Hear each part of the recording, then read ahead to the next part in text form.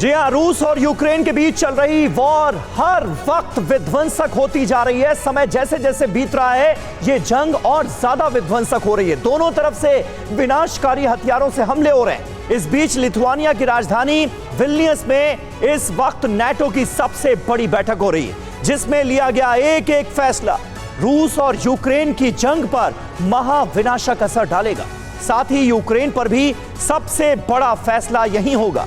इसी उम्मीद से ज़ेलेंस्की भी कल विल्नियस पहुंच रहे हैं। पूरी खबर आपके सामने रखेंगे, लेकिन पहले एक बड़ी खबर।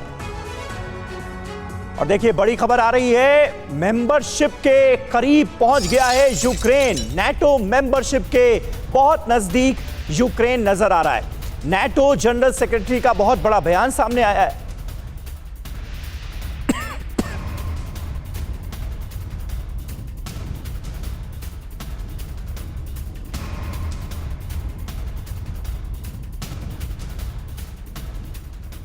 तो लिथुआनिया की मीटिंग में यूक्रेन पर बड़े फैसले संभव हैं, बड़े फैसले हो सकते हैं इस मीटिंग में, यह जानकारी सामने आ रही है। नाटो जनरल सेक्रेटरी का इस बीच एक बहुत बड़ा बयान सामने आया है जो कि बहुत महत्वपूर्ण है। तो क्या सच होने वाला है यूक्रेन का नाटो ड्रीम? यह सबसे बड़ा सवाल है। क्या वाकई यह मुमकिन है? यह होने जा रहा है क्या?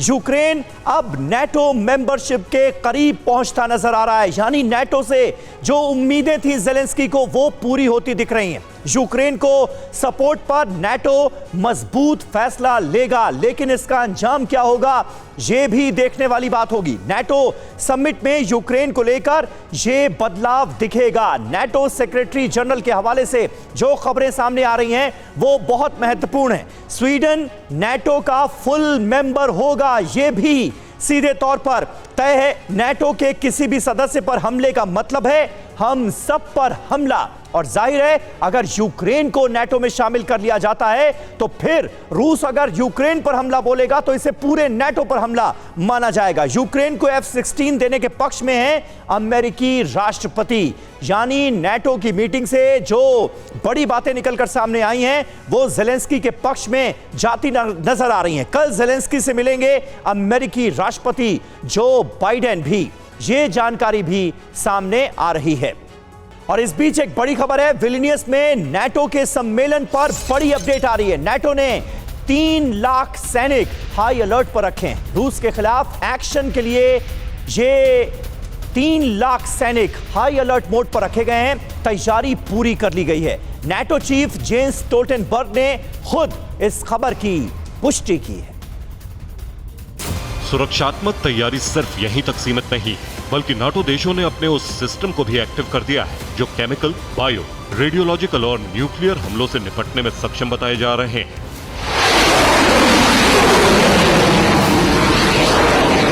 यानी इस समय लिथुआनिया में वो तैनाती है जिसे शायद ही कभी बाल्टिक देशों ने देखा। लेकिन सवाल अब भी संभावित खतरे पर है।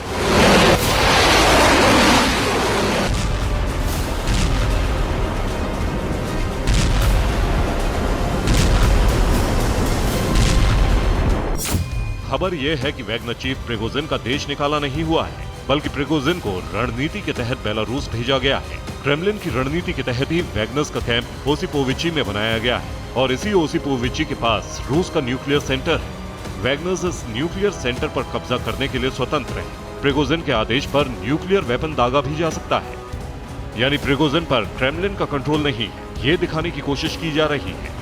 जबकि सूत्र बता रहे हैं कि 24 जून को बगावती तेवर दिखाने वाले प्रिगोजिन ने 25 जून को प्रेसिडेंट पुतिन से मुलाकात भी की है, जिसके बाद बेलारूस के प्रेसिडेंट लुकाशेंको ने वैगनर्स को शरण दी।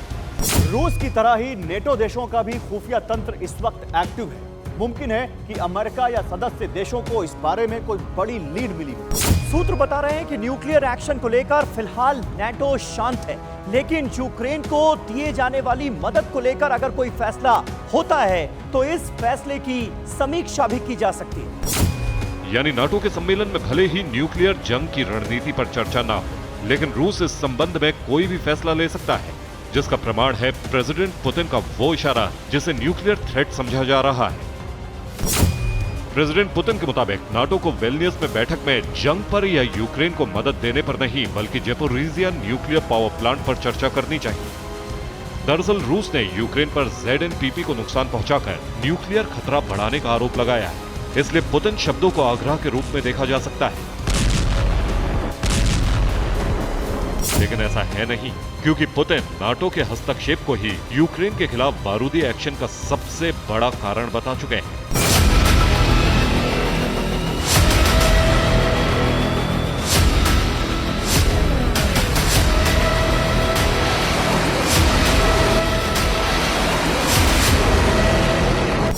तो क्या ZNPP पर चर्चा करने का आग्रह अल्टीमेटम है? क्या रूस ने ZNPP के जरिए न्यूक्लियर तबाही की तैयारी की है, या फिर क्या पुतिन ने नाटो को न्यूक्लियर एक्शन का संकेत दिया है? सवाल इसलिए क्योंकि यूक्रेन से जारी जंग के बीच हुए रूस को आर्थिक नुकसान के बावजूद रूस ने अपना स्ट्रेटेजिक बॉम्बर Tu-160M के रूप में अपग्रेड कर लिया है और इसका प्रोटोटाइप टेस्ट ठीक विल्नियस में होने वाले शिखर सम्मेलन से पहले शुरू किया है।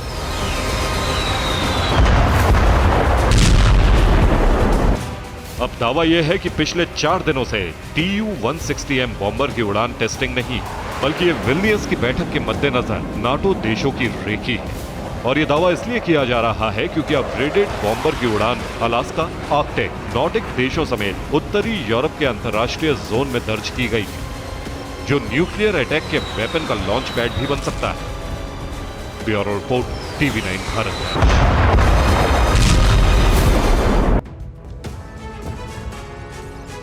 और देखिए, इस बीच एक अहम खबर आ रही है, नाटो में यूक्रेन को सदस्यता मिलेगी या नहीं, यूक्रेन नाटो मेंबर बनेगा या नहीं, इस पर सस्पेंस नजर आ रहा है। जी हां, यूक्रेनी सदस्यता पर अब तक कोई फैसला नहीं लिया गया है, ये बड़ी जानकारी सामने आ रही है। विल्नियस में हो रही है नाटो देशों की बैठक और अभी तक यूक्रेन को नाटो मेंबर बनाना है या नहीं, इस पर फैसला नहीं हो पाया है। नाटो देशों में यूक्रेन को लेकर दरअसल मतभेद सीधे तौर पर नजर आ रहा है, ये बड़ी जानकारी निकलकर सामने आ रही है। नाटो देशों में यूक्रेन को लेकर अभी भी मतभेद है कि यूक्रेन को नाटो मेंबर बनाया जाए या नहीं।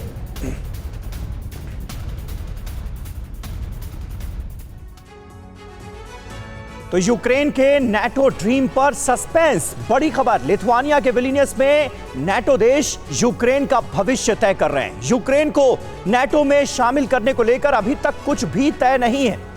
नाटो सूत्र यह दावा कर रहे हैं कि हमने यूक्रेन पर जो भी तय करना था वो कर लिया है, हमें कामयाबी मिलने की 100% उम्मीद है, यह बताया जा रहा है। नाटो मीटिंग में ज़ेलेंस्की के आने से उम्मीदें जाहिर है बढ़ी हैं। ज़ेलेंस्की ने पहले मीटिंग में शामिल होने को लेकर अपनी शर्तें रखी थी, कई कंडीशंस लगा दी थी, लेकिन अब वो पहुंचे हैं इस मीटिंग में, इसलिए उम्मीद ये की जा रही है कि ज़ेलेंस्की के हक में कोई बड़ा फैसला लिया जा सकता है। बहरहाल नजर रहेगी। नाटो की बैठक जारी है और इसी के साथ रूस की चेतावनी और धमकियों का दौर भी तेज होता दिख रहा है। पुतिन दुनिया के सबसे ताकतवर समूह को सबसे घातक हथियार से डराने की कोशिश में, तनाव के बीच रूस को एक बहुत बड़ा मौका भी मिला है।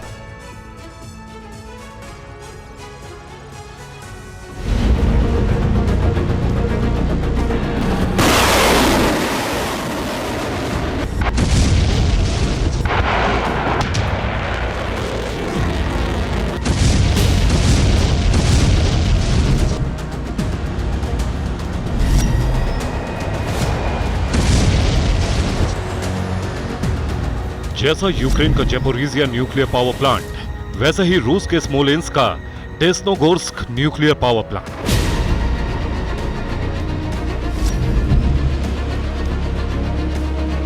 क्षमता और आकार भले ही अलग हो, लेकिन पावर प्लांट में धमाके का अंजाम बड़ी तबाही और नुकसान है।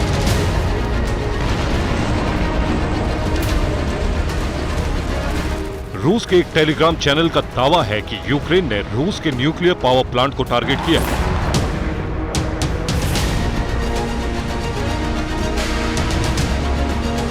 दावा है कि रूस के स्मोलेंस्क में न्यूक्लियर पावर प्लांट पर कई मिसाइल दागी।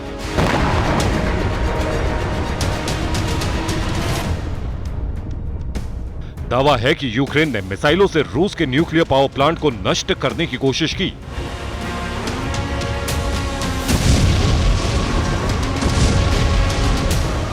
अब रूस यूक्रेन की जरूरत पर आग बबूला है। रूस की तरफ से इस बार सिर्फ यूक्रेन नहीं बल्कि तमाम नाटो देशों के लिए चेतावनी आई। धमाकों के पीछे यूक्रेन और नाटो का कनेक्शन क्यों कहा जा रहा है, यह समझ लीजिए। स्मोलेंस्क की दूरी यूक्रेन के खार्किव से 741 किलोमीटर है। यूक्रेन बॉर्डर से स्मोलेंस्क की दूरी 541 किलोमीटर है, जबकि स्टॉर्म शैडो मिसाइल की रेंज 500 किलोमीटर है।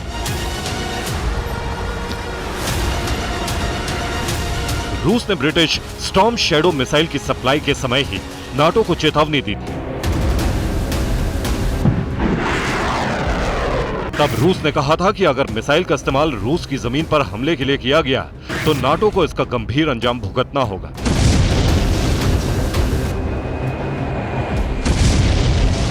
अब स्मोलेंस्क में मिसाइल अटैक की जांच शुरू कर दी गई है। रूस के सिक्योरिटी काउंसिल के चेयरमैन दिमित्री मेदवेदेव ने यूक्रेन के साथ ही नाटो देशों के लिए चेतावनी जारी की है। मेदवेदेव ने कहा है, रूस यूक्रेन के न्यूक्लियर प्लांट पर हमला कर सकता है। रूस पूर्वी यूरोप में तमाम पावर प्लांट को टारगेट कर सकता है। नाटो देशों की मिसाइल से हमले की पुष्टि होने पर रूस यूरोप में तबाही लाकर बदला लेगा।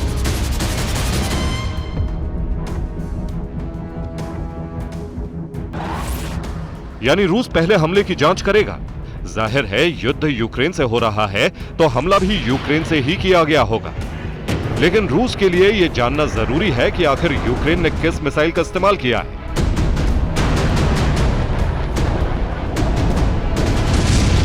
ब्रिटेन का दावा है कि यूक्रेन को स्टॉर्म शैडो मिसाइल दी गई है, लेकिन उसकी रेंज बहुत कम है। ऐसे में रूस को शक है कि यूक्रेन में मीडियम रेंज की मिसाइलें भी भेजी गई हैं।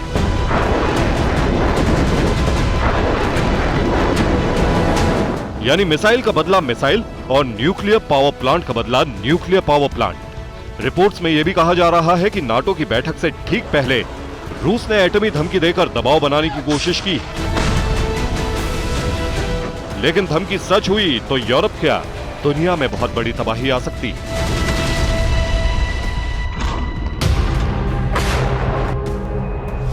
रूस का पहला टारगेट ज़ैपोरिज़िया पावर प्लांट हो सकता है। ज़ेलेंस्की कई बार दावा कर चुके हैं कि ज़ैपोरिज़िया पावर प्लांट रूस की हिट लिस्ट में सबसे ऊपर है। यानी अगर धमकी के मुताबिक रूस का एक्शन शुरू हुआ तो ज़ैपोरिज़िया पावर प्लांट से रेडिएशन की शुरुआत कराई जा सकती है।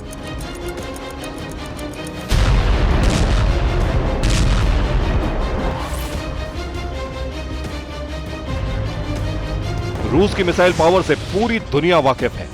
ऐसे में रूस पूर्वी यूरोप के तमाम पावर प्लांट को नष्ट करने की धमकी को सच भी कर सकता है।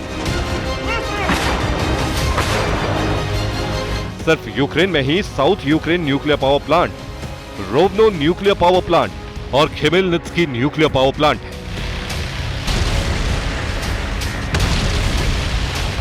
रूस का दावा है कि उसकी जमीन पर मौजूद पावर प्लांट को नष्ट करने की कोशिश के पीछे जितने भी देश हैं, उनके पावर प्लांट को रूस तबाह कर देगा। यूक्रेन में ज़ैपोरिज़िया पावर प्लांट में धमाका ही कई देशों में तबाही लाने के लिए काफी है। अगर ज़ैपोरिज़िया न्यूक्लियर प्लांट में धमाके के बाद हवा पूरब से पश्चिम की तरफ चली तो तकरीबन पूरा यूरोप रेडियो एक्टिव बादलों के घेरे में आ जाएगा।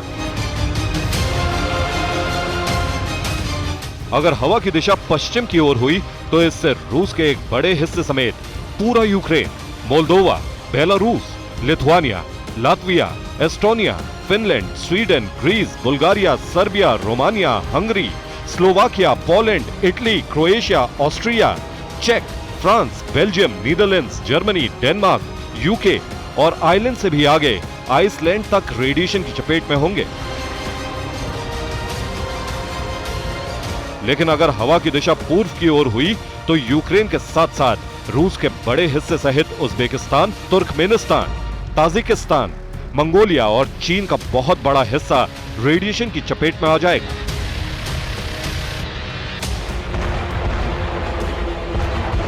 यूक्रेन में मौजूद सबसे बड़े न्यूक्लियर पावर प्लांट को उड़ा देना ही अपने आप में एक बहुत बड़ी धमकी है। लेकिन रूस ने इस बार पूर्वी यूरोप में मौजूद तमाम पावर प्लांट्स को निशाना बनाने की धमकी दी। यूक्रेन के अलावा स्वीडन, स्लोवाकिया, बुल्गारिया, रोमानिया में भी न्यूक्लियर पावर प्लांट्स हैं। अगर रूस की शक्तिशाली मिसाइलों ने एक साथ हमला किया तो इन जगहों से उठने वाली एटमी सुनामी आधी से अधिक दुनिया को तबाह कर सकती है। रूस जानता है कि हवा का रुख उसकी तरफ भी मुड़ सकता है। ऐसे में माना जा रहा है कि नाटो की बैठक से पहले ये चेतावनी अमेरिका और उन देशों के लिए है जो यूक्रेन की मदद के लिए बड़े फैसले लेने की ठानकर बैठक में शामिल हो रहे हैं। Bureau report, TV9 Bharatvarsh.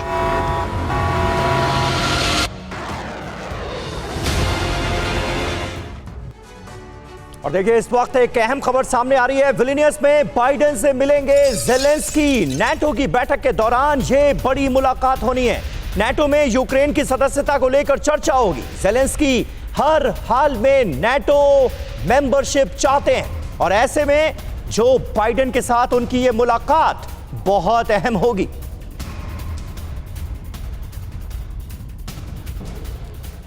तो ज़ेलेंस्की और बाइडेन की मुलाकात होनी है ऐसे वक्त में जब यूक्रेन की नाटो मेंबरशिप को लेकर बड़ा फैसला लिया जाना है। ये मुलाकात बहुत अहम मानी जा रही है। नाटो की बैठक के दौरान ही दोनों नेता मिलेंगे।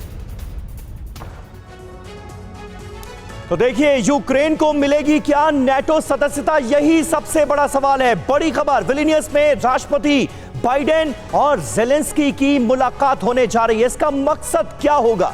यूक्रेन को नाटो में शामिल करने पर दोनों नेताओं के बीच मंथन होगा। यूक्रेन क्या चाहता है ये तो हर कोई जानता है। ज़ेलेंस्की चाहते हैं कि नाटो सदस्यता पर उन्हें आश्वासन मिले, वो नाटो मेंबर बने ताकि युद्ध समाप्त होने पर यूक्रेन नाटो में शामिल हो सके औपचारिक तौर पर। और एक बड़ी खबर और आ रही है नाटो पर। यूक्रेनी विदेश मंत्री दिमित्री कुलेबा का बयान देखिए आ गया है। यूक्रेन की नाटो सदस्यता शांति का रास्ता है, ये दिमित्री कुलेबा ने कहा है। यूक्रेन के नाटो में शामिल होने पर यूरोप में शांति होगी, ये कह रहे हैं कुलेबा। नाटो के पास गलती सुधारने का वक्त है, दिमित्री कुलेबा का बड़ा बयान। तो पुतिन के खिलाफ सबसे बड़े फैसले का दिन आ चुका है। नाटो की बैठक में कुछ बड़ा होने वाला है, इसके आसार मिलते हुए नजर आ रहे हैं। और सबसे बड़ा सवाल यही है कि ज़ेलेंस्की के मुल्क को नाटो का मेंबर बनाया जाएगा या नहीं। ज़ेलेंस्की की ये उम्मीद है, ये कोशिश है कि वो किसी भी तरह से नाटो के मेंबर बने। और ऐसे में जो बाइडेन के साथ उनकी ये मुलाकात भी खासी अहम मानी जा रही है। तो नाटो में यूक्रेन शांति का रास्ता वाकई है क्या? 2008 में कीव को नाटो सदस्य बनाने का वादा किया गया। जर्मनी और दूसरे पश्चिमी देशों ने वादा नहीं निभाया। विलिनियस सम्मेलन में गलती सुधारने का वक्त है, यह कहा जा रहा है। यूक्रेन के नाटो में शामिल होने से शांति आएगी, शांति कायम होगी इस रीजन में। यूक्रेन के नाटो सदस्य बनने पर यूरोप में दूसरी जंग नहीं होगी। रूस नाटो देश पर हमले की हिमाकत नहीं कर पाएगा, ये कहना है दिमित्री कुलेबा का, जो कि विदेश मंत्री हैं यूक्रेन के। तो जंग का विनाशकारी समय ऐसा लगता है कि बिल्कुल नजदीक आ चुका है। यूक्रेन और रूस के बीच पिछले 24 घंटों में जंग ने विध्वंसक रूप ले लिया है। पुतिन के चेचन लड़ाके एक बार फिर यूक्रेन की जमीन पर रक्तपात का नया चैप्टर लिखने निकल पड़े। पुतिन ने चेचन लड़ाकों को यूक्रेन में विनाश का फरमान दे दिया है।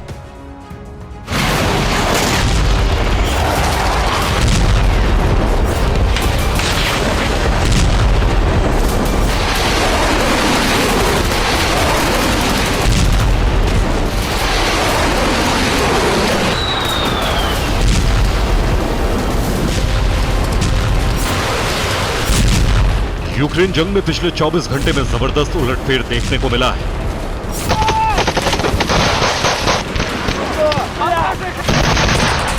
यूक्रेन ने लॉन्ग रेंज मिसाइल से रूस पर हमले किए।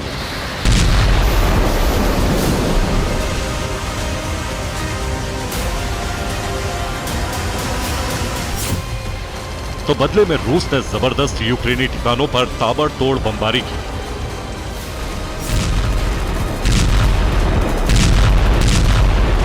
पिछले 24 घंटों में रूसी हमलों से यूक्रेन कांप उठा है।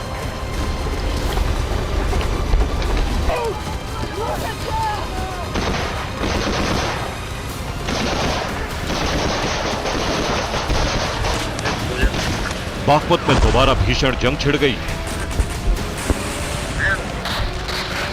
पिछले 24 घंटे के अंदर बाखमुत में कई जगहों पर यूक्रेन ने फिर से कब्जा जमाने का दावा किया।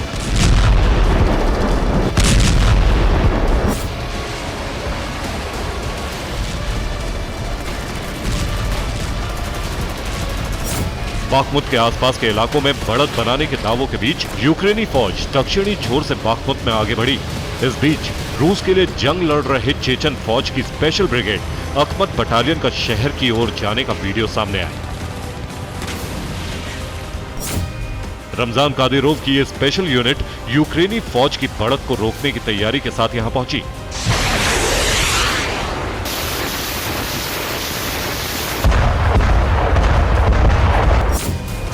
बाखमुत और अवदीवका में चेचन लड़ाकों के आ जाने से जंग बहुत भयानक हो गई है।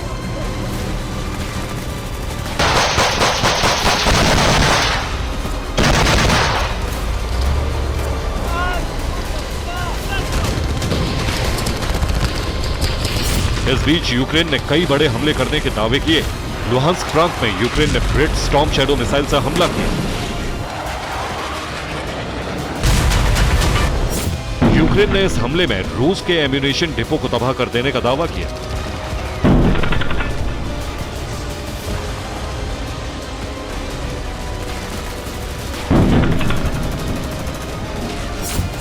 यूक्रेन ने क्रीमिया में कर्च ब्रिज को स्टॉर्म शैडो मिसाइल से निशाना बनाने की कोशिश की, लेकिन रूस ने दावा किया कि उसने ब्रिटिश मिसाइल स्टॉर्म शैडो को मार गिराया।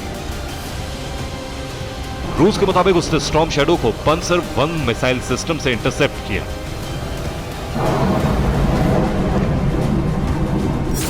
रूस ने यूक्रेन के हमलों के जवाब में पिछले 24 घंटों में बड़ा प्रतिशोध लिया।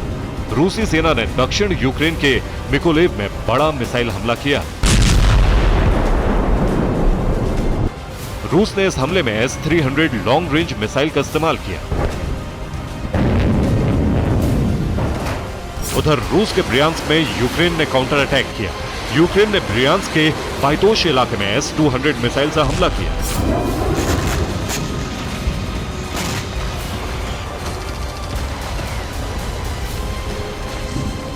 अवदीवका के कई मोर्चों पर यूक्रेन के हमलों के आगे पुतिन की पलटन लाचार नजर आई। अवदीवका में यूक्रेन ने MLRS और T-21 बॉम्बर से हमले किए। यूक्रेन ने रूसी सेना के कई ठिकानों को तबाह करने का दावा किया।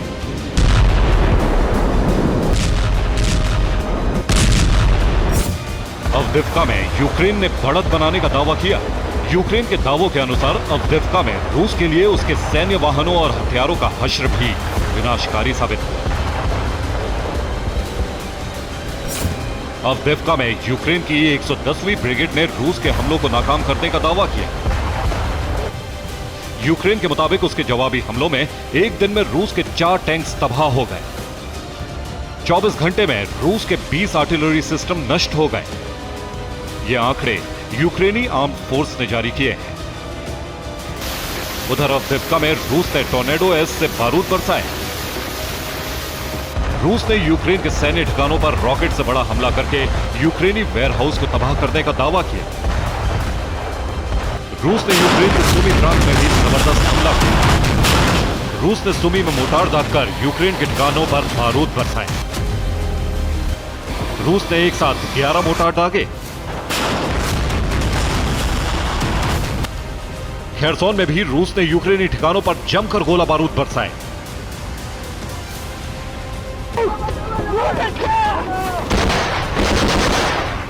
डोनेस्क प्रांत में भी पिछले 24 घंटों में दोनों देशों की सेनाओं में जमकर भिड़ंत हुई। डोनेस्क के वोल्हेदार में रूस ने यूक्रेनी हमले को नाकाम करने का दावा किया। वोल्हेदार में यूक्रेनी फौज पर रूस ने काउंटर अटैक किया और यूक्रेनी सेना को बड़ा नुकसान पहुंचाने का दावा किया। वोल्हेदार में यूक्रेनी फौज पर रूस ने काउंटर अटैक किया और यूक्रेनी सेना को बड़ा नुकसान पहुंचाने का दावा किया। रूसी रक्षा मंत्रालय के प्रवक्ता ने दावा किया कि 24 घंटे में 180 यूक्रेनी सैनिक मारे गए। रूसी हमले में यूक्रेन के विदेशी हथियार भी नष्ट हो गए। यूक्रेनी सेना के कई व्हीकल्स को भी तबाह करने का दावा किया गया। डोनेस्क में ही रूस ने यूक्रेन के हथियारों का गोदाम तबाह करने का भी दावा किया। शेवचेंको इलाके में वेपन डिपो नष्ट कर दिया। रूस के घातक बॉम्बर्स ने रॉकेट बरसाए। वहीं माकारोव्का में यूक्रेनी ड्रोन कमांड पोस्ट को तबाह करने का दावा किया। लेकिन जेपोरीजिया में यूक्रेन आर्मी ने रूस को बड़ा नुकसान पहुंचाने का दावा किया। हमले में यूक्रेन ने रूसी जुपार्क रडार सिस्टम को नष्ट कर दिया। यूक्रेन ने हाइमार्स से रडार को टारगेट किया।